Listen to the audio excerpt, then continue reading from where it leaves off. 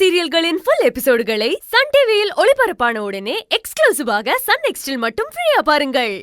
ஏமாமா வந்ததும் வராததுமா இவ்ளோ கோவமா பேசுறீங்க? நீ செஞ்ச காரியத்துக்கு நாங்க உன்கிட்ட இவ்ளோ தன்மையா நின்னு பேசுறதே ரொம்ப பெரிய விஷயமா? செல்வி, அப்படி உனக்கு என்ன தாண்டி வேணும்? ஏண்டி இப்படி இவ்ளோ சீப்பா நடந்துக்கிற? உனக்கு உன்னை தவிர வேற யார பத்தியும் அக்கறையே கிடையாதா? நீ உன்னை பத்தி மட்டும்தான் யோசிப்பியா? இல்ல நான் தெரியாம தான் கேக்குறேன்.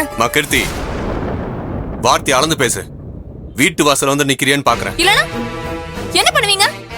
என்ன பண்ணுவீங்கன்னு கேக்குறேன். ஏன் தம்பி, எதுக்கு இங்க வந்து தேவையில்லாம பேசிட்டு இருக்கீங்க? சம்பந்தியம்மா, வீட்ல ஏதாவது பிரச்சனையா? பிரச்சனை மட்டும் இல்லைங்க, உங்க மகளும் தோ நிக்கிறானே அருமை தம்பி, இவங்க 2 பேரும் செஞ்ச காரியத்தினால என் தங்கச்சி நேத்து சாகர அளவுக்கு போயிட்டா. ஒரு நிமிஷம் விட்டுருந்தா இன்னைக்கு அவளை உயிரோடய பார்த்திருக்க முடியாது.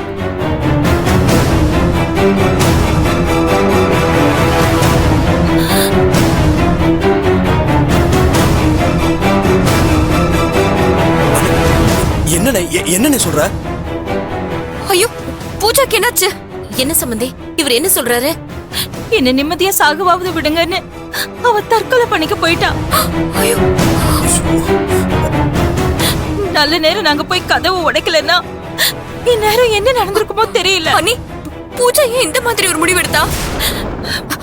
அத்தை, பூஜா இப்ப எப்படி இருக்கா? என் தங்கச்சி அப்படி ஒரு முடிவு எடுக்கிறதுக்கு காரணம் நீதான்.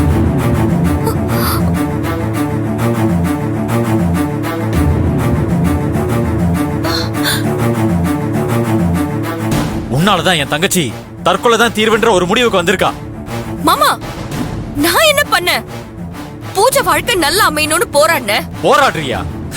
கேக்குறதுக்கே வேடிக்கையா இல்ல? உன் வாழ்க்கையவே இன்னும் சரிவர உன்னால பார்க்க முடியல, நீ ஏன் தங்கச்சி வாழ்க்கை நல்லா இருக்கணும்னு போராடுறியா? ஆமா, நீ யாரு என் தங்கச்சி வாழ்க்கை நல்லா இருக்கணும்னு போராடுறதுக்கு? அவளுக்கு நல்லது பண்றதுக்கு அவ அண்ணன், நான், அம்மா, அக்கா, அப்பான்னு அத்தனை பேர் இருக்கோம். கண்டவங்க எல்லாம் வந்து நல்லது நினைக்கிறதுக்கு அவ ஒண்ணும் அனாதை இல்ல.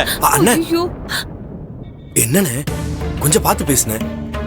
செல்வி ஒண்ணு வேற யாரோ இல்ல, அவங்க என் பொண்டாட்டி. பூஜா மேல எனக்கு என்ன உரிமை இருக்கோ அதே உரிமை செல்விக்கு இருக்கு. உண்மை என்னன்னு தெரியாம நீங்க செல்வியை தப்பா பேசுறது நியாயமே இல்லைன்னு. நியாயமா? பூஜா உன் கூட பிறந்த தங்கச்சின்ற நினைப்பு கொஞ்சம் கூட இல்லாம இப்ப இவங்க கூட சேர்ந்துகிட்டு அவ வாழ்க்கையை கெடுக்கணும்னு நினைக்கிறியே, இதுதான் நியாயமாடா? அவளுக்கு ஒரு நல்ல இடத்துல வாழ்க்கை அமைச்சு கொடுக்கணும்னு நான் நினைச்சா நீங்க எல்லாருமே சேர்ந்து அவங்க தப்பானவங்கன்னு அவ மனசை கெடுத்து இன்னைக்கு அவ சாகர அளவுக்கு போயிருக்காடா. இனி இத பாத்துக்கிட்டு நான் சும்மா இருக்க போறது இல்ல.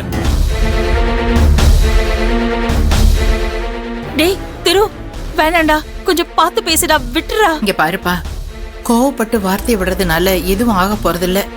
எதுவா இருந்தாலும் பொறுமையா பேசு, சொல்றதை கேளுப்பா. இங்க பாருங்க திரு, நீங்க பேசுறது கொஞ்சம் கூட நல்லா இல்ல.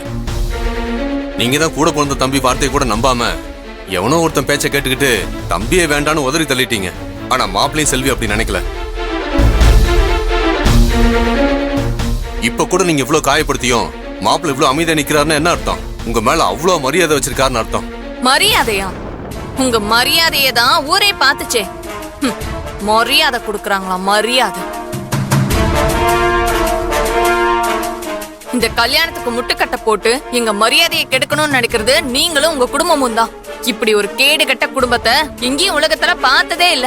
ஏய், இங்க பாருமா, இப்போ சொல்றேன், தயவு செஞ்சு நமக்குள்ள பிரச்சனை வேண்டாம். திரு, ஏண்டா? அவங்களே சொல்றாங்கல்ல, ஒருத்தருக்கு ஒருத்தர் இப்படியே பேசி வார்த்தையை விட்டு நம்ம மனசு நாமளே காயப்படுத்திக்க வேணாண்டா. வேணா, கொஞ்சம் அமைதியா இருடா, பொறுமையா போ.